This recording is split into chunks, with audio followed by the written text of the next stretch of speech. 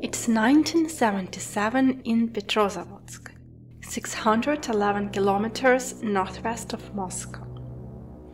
It's a clear September night in the Karelia region. The inhabitants are sleeping peacefully. But for those who stay awake, it's an unexpected sight that will disturb their lives. On September 20, 1977, from 4 to 6 o'clock in the morning, several observations were made of luminous objects in the sky. The testimonies describe a luminous object shrouded in a halo of light and emitting rays of white light, all in total silence. There is a talk of 2,000 witnesses in the city of Petrozavodsk and its surroundings.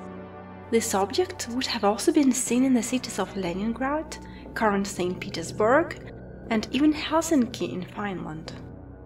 The observation of the object would have lasted 10 to 15 minutes.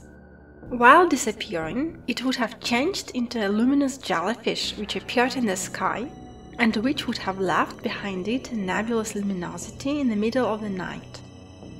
The phenomenon was reportedly spotted at 4 o'clock a.m. and at 4:20. Witnesses declare that there was daylight in the middle of the night at such a point that one could even read the journal, all this due to the intense residual luminosity of this object. Shortly after developing its extremities, the jellyfish would gradually condense into a single reddish-white object in sight, blue at the ends, which would have gone towards Lake Onega. Some locals around Petrozavodsk will note that their windows had been pierced with small holes, allegedly damaged by the debris of this object. The NATO archives support these observations during a mission of an AWACS plane having taken off from the Norwegian soil. At 3 a.m., the crew would have observed an orange glow above the Soviet territory they were in charge of monitoring with their radar. In the village of Kurki-Yoki, the engineer Novozhilov, accompanied by the candidate of Diploma of Technical Sciences Konstantin Polevitsky, observes the object and indicates that this one resembles an aircraft presenting facets, whose edges seem luminous.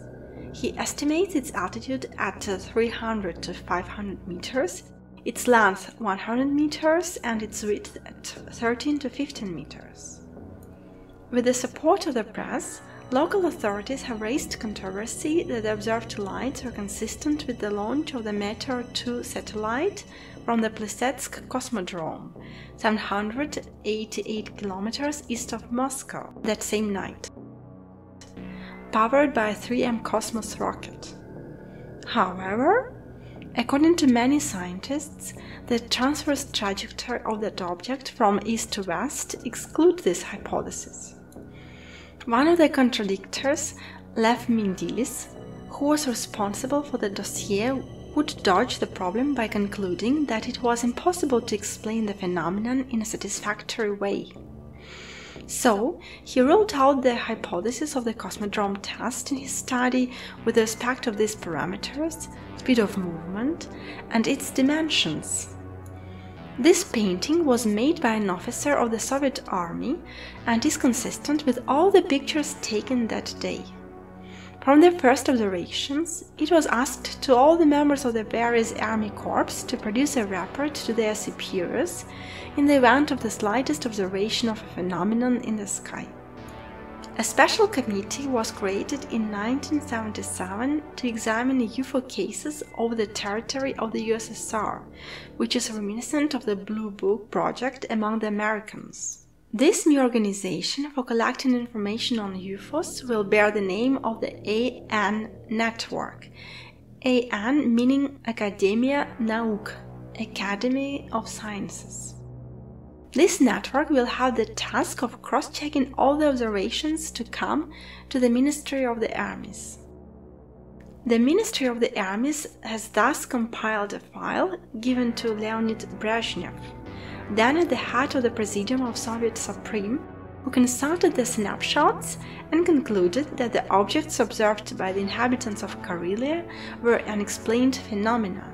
Such a turmoil in the institutions of the Ministry of Armament may suggest that the phenomenon indeed exceeds rationalist explanation. For many of the Russian ufologists, this is the first case of UFO sightings that has been officially disclosed by the press. Naturally, in the published articles, mention will be made of the rationalist theory in order to legitimize the disclosure of testimonies to the Soviet regime which disputed the existence of UFOs, which until now were considered by the authorities as Western propaganda and pure disinformation. Nowadays, humanity sends so many objects in the sky that it's difficult to determine if an observation corresponds to a known or unknown object.